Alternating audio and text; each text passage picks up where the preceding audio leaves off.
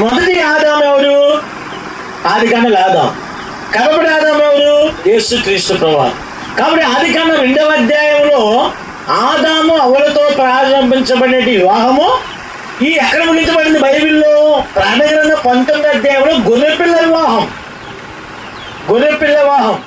అయితే ఆదికాండంలో ప్రారంభించబడిన వివాహానికి పిలువబడిన వారు ధన్యులు అనే మాట రాయబడలా.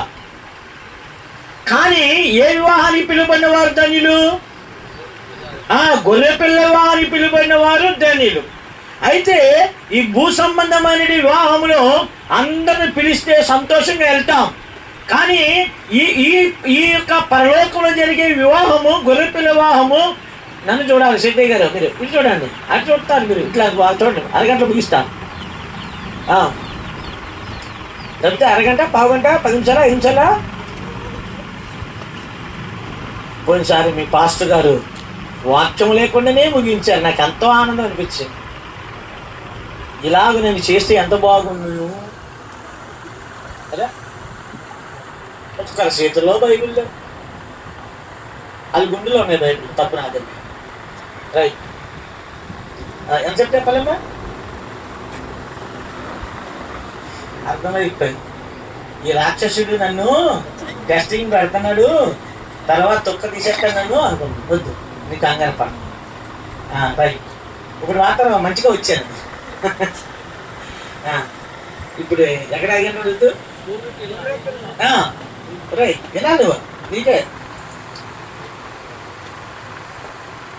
రైట్ రాదు, వాక్యం చెప్పేది నీకే, నాకు కాదు. నాకు పెద్ద పొంది రైట్.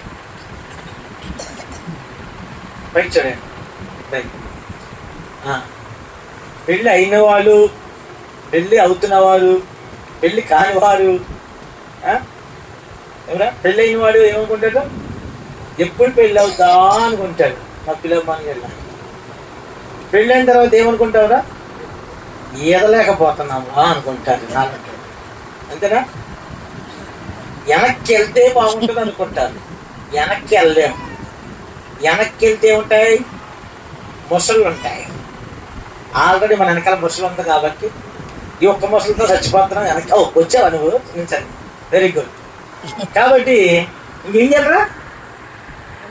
సావో బతుకో ఏం చేయాలి?